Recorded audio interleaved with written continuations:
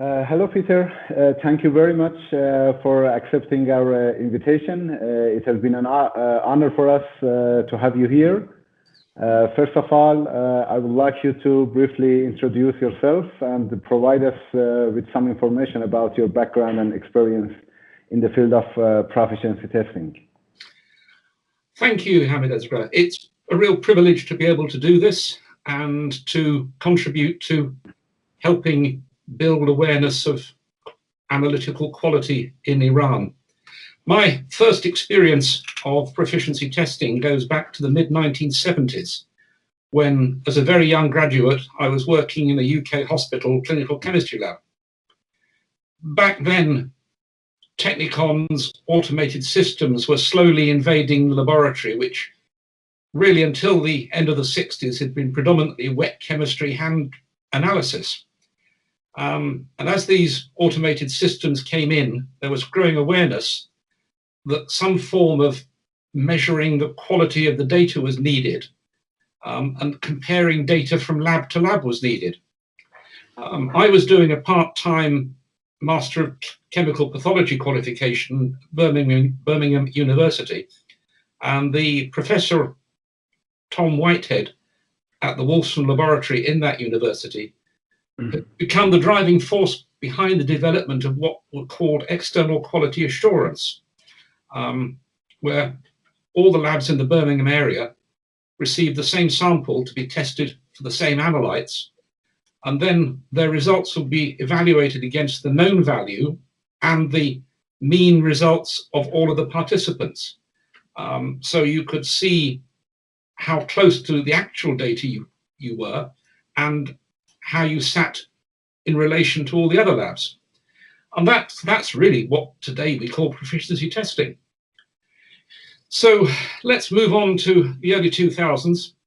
And I joined a little American company called RT Corporation. And they had developed a proficiency testing scheme to support the US Environmental Protection Agency's analysis management of soil and water testing. This was a massive advance on what I'd got used to in Birmingham.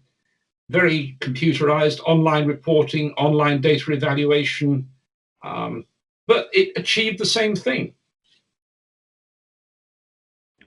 Okay, thank you very much for the introduction.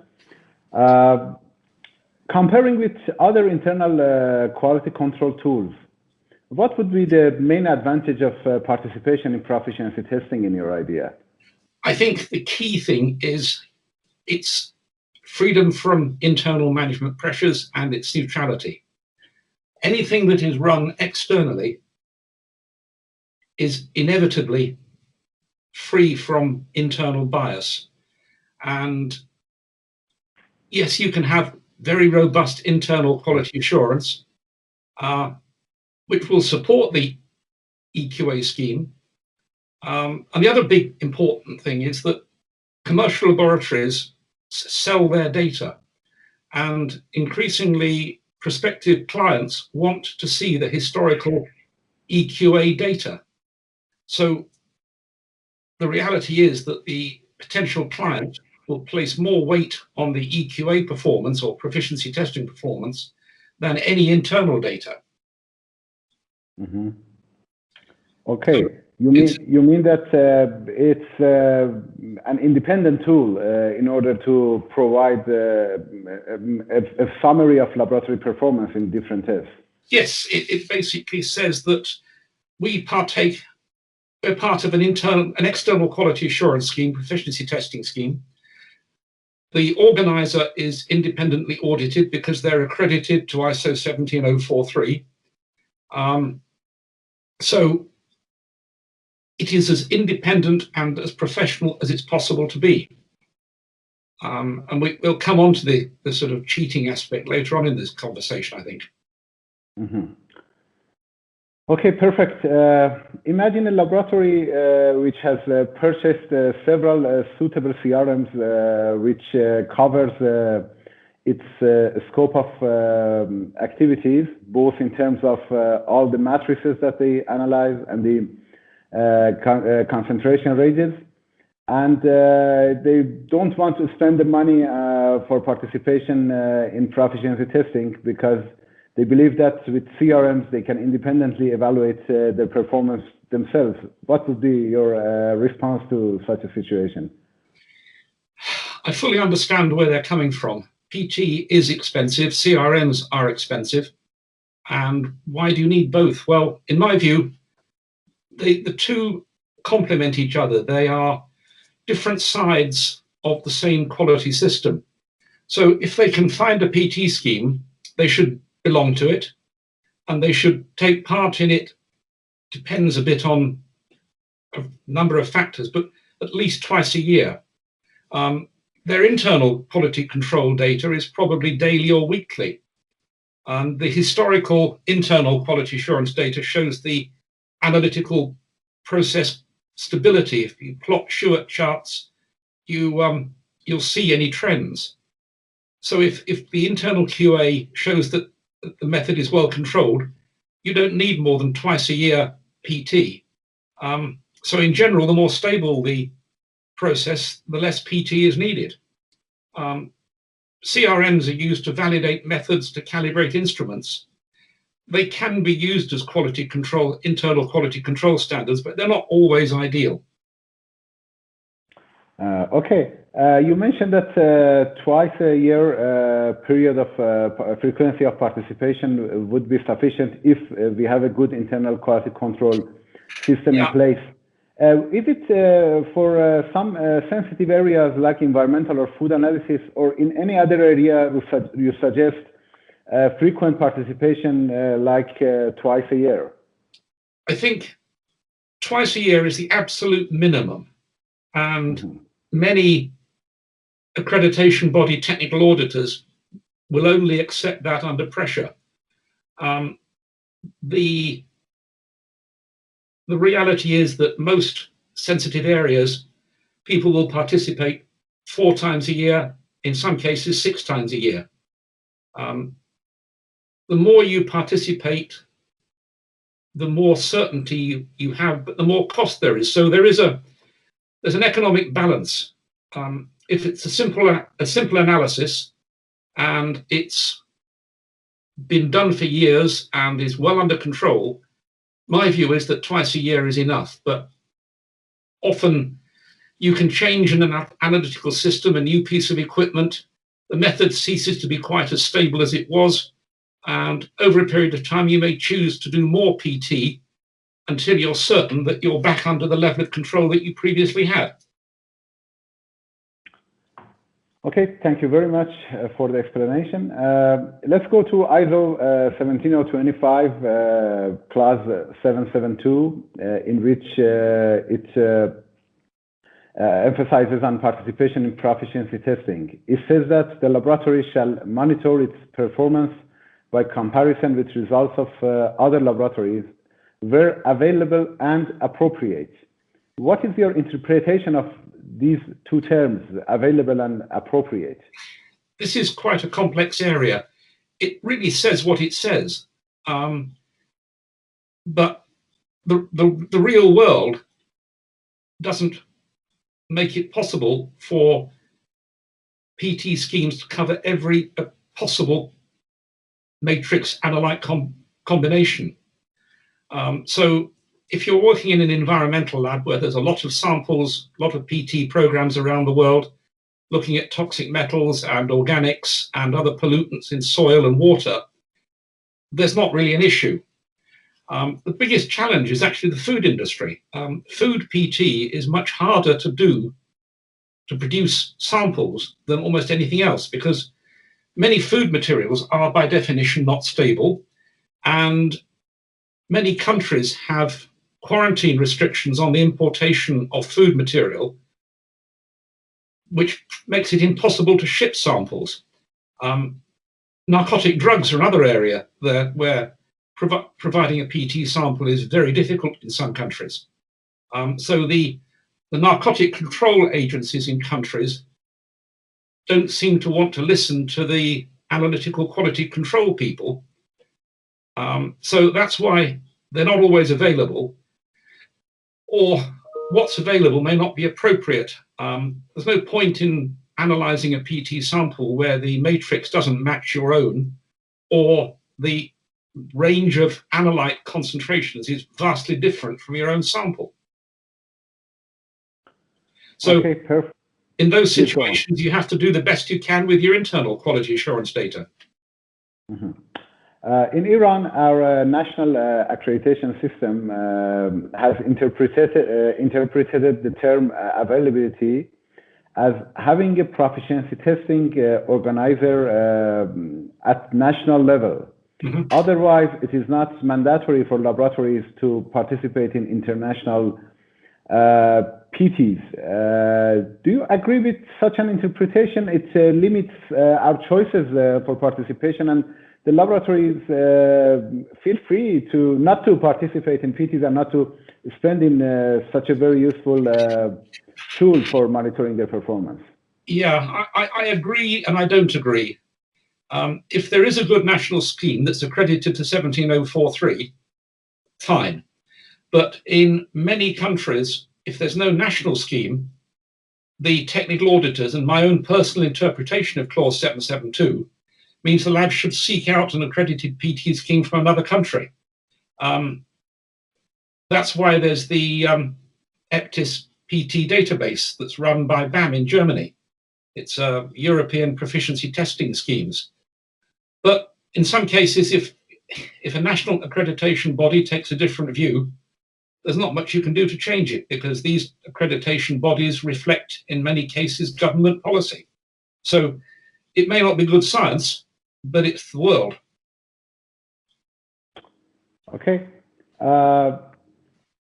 As far as I know, some regulatory bodies have been using PTs as a tool to monitor the laboratories active in different areas, such as environmental monitoring, food and drug control system. I mean regulatory bodies besides accreditation bodies. Imagine national environmental protection agencies or others. Do you know any organization in the world, any regulatory organization in the world, who asked laboratories to participate in PTs in a specific area out of the context of ISO 17025? There are some cases where accreditation and associated proficiency testing is mandatory. One is what's called MCERT in the UK. This is a scheme for accrediting labs doing contaminated land testing. If the lab isn't accredited to this, which goes beyond ISO 17025, the government won't accept their data. And the MCERT requirement goes beyond the basic requirements of ISO 17025 by including sample collection, storage, and transport in the scope. So there have been attempts to try and develop a PT scheme for determining that samples are not degraded during collection or storage. If you imagine collecting soil or water or sediment that contains low levels of volatile organics, and then they're stuck in the back of a car and transported for several hours or a couple of days, how can you be certain that the sample that the lab analyzes is actually representative of the sample that's been collected? So whilst PT isn't specifically put in place there by the authorities, it is required. The other problem we had, I don't know if it's still common in some countries, is that the accreditation body runs the PT program. This is completely unacceptable as far as ISO is concerned. And in Germany, they had to separate accreditation from proficiency testing in a couple of areas. So yeah, I don't think PT is ever mandatory directly, but it's mandatory as a consequence of other regulation. Okay, thank you very much. I know that based on your experience in working with very big and international companies during your profession, you have had experience of working with some developing countries. Mm-hmm. Have you had any experience of PTs used in developing countries as a tool for monitoring laboratories performance? PT tends to follow the accreditation of labs to ISO 17025. So as countries start pushing testing laboratories to become accredited to 17025, the demand for CRMs and the demands for PT follows. A good example is I was talking to some people from Indonesia about 5 or 6 years ago now, and the Indonesian government was making it mandatory for all food and water testing laboratories to be accredited to 17025. As that happened, they then started looking for PT, and I don't know if the Indonesians developed their own PT, but what has happened in the past is that as the demand for PT gets to a point where it becomes a viable business, then PT schemes will be created. Okay, my next question is about that when a laboratory participates in a PT program, their performance is evaluated in the round that they participated. And then in the next period of 6 months, they participate again in another PT and they evaluate the performance in that round. What do you think, how they should monitor their performance in the long term after several rounds participation? How this should be monitored, and is it as important as individual round evaluation? I think that the big issue here is trends. So if a laboratory is doing routine testing of something, they should be running within and between batch samples. So they prepare their own internal quality control material. You then plot your results daily on a Shewhart chart so you can see any drift. So if your results sit within 2 or 3 standard deviations, and there's no trend, but they stay within that range, and your PT samples reinforce that. So you're using IQA for monitoring gross failures and drift. So if a column goes down, you'll see very quickly that there's a problem. You don't really want to have a system that's out of control when you know you're going to get a PT sample. And certainly when I worked in the hospital lab, when the PT samples came in, the biochemist responsible for quality paid very special attention to the internal QA data to make sure that the sample is likely to be analyzed correctly, but anonymously. That's another interesting point. We never knew in the lab which sample was a PT sample from the external PT. It was given a fictional patient ID code and patient name. So it came in just like any other sample. I think that's probably a little extreme, but you're trying to get a measure for what you're doing. Okay, that's interesting. My next question is that what do you think, what would be the future of PT in standards, in regulations and other legal frameworks? What do you think that will be changed and developed in the PTs, and is it going to remain the most independent evaluation and the most important tool for monitoring the quality of the laboratories in the future? I think the relationship between ISO 17025, ISO 17043 and ISO 17034 is intentional. They're all part of a quality assurance journey. So you have a 17025 that manages the way the lab is run. 17034 manages how CRMs are made, and reference materials, and 17043, how proficiency testing programs are run. There's a philosophical issue here. In the UK and a number of other countries, PT or EQA is not a pass-fail. It's a tool to aid improvement, and the accreditation bodies work with their clients if the lab is getting failing results to try and identify why, put them in contact with people who can help them. But in some other countries, it's viewed very much as a pass-fail. And if you fail a PT test, you lose the ability to report data on that matrix analyte combination. It's a cultural thing, as I said. It's quite common in Germany, where if you fail your PT, you're out of business. That's not the point of all this. The point of this is it's a never-ending journey to quality. And it's continuous improvement. It's not an examination to get into school. Okay, thank you very much.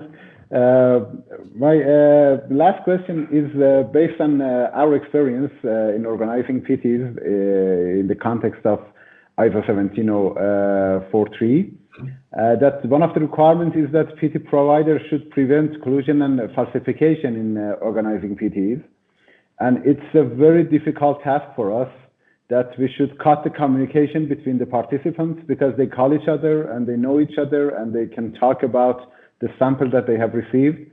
And it's almost impossible for us to ask them not to, because it seems like a competition, and they need to have successful results. It's more important for them than to have an evaluation, an honest evaluation of their performance. What do you suggest that we can do in order to prevent such a falsification in PTs? It's very difficult. I think the first thing is, what are the consequences of failing a PT in the market? If it cancels an accreditation for an analytical process or procedure, there's a natural tendency to fail, to cheat. On the other hand, where PT is used as part of a continuous professional development, there's actually a competitive edge. So the PT reports that come out should never identify labs. The lab knows its code number, it can see how it's performed, but it shouldn't know the identity of anybody else. The reality is, as you say, people talk and they do share codes, but my experience is it's more to take, should we say, crow about how good you are rather than anything else. There's a cultural thing here as well. If an organizer believes that a lab is cheating on a regular basis, that should be reported to the accreditation body that looks after the 17025 accreditation. That's about the only thing you can do. And ideally, the accreditation body then investigates, and if it finds any evidence of a lab or a group of labs cheating, they should all lose their accreditation. Okay, thank you very much for explanation. My questions are finished. If there is any point that you would like to add, the floor is yours. Oh, thank you. It's we live in an imperfect world, and we have to recognize that most laboratories that are accredited are commercial organizations that need to make money. And I think PT is viewed a bit like insurance. It's something you should have, but you resent spending the money. Trying to persuade customers for PT that there's more to the benefit, there's more benefit from participation than just getting an EQA result that shows their lab is performing, is the key thing. I know a number of national accreditation bodies work with PT providers to basically have collaboration days where all of the members of the PT scheme get together and talk in the presence of the PT organizer and the accreditation body. How do we make this better? How can we make it more effective? What do you want to see? What don't you want to see? Mm-hmm.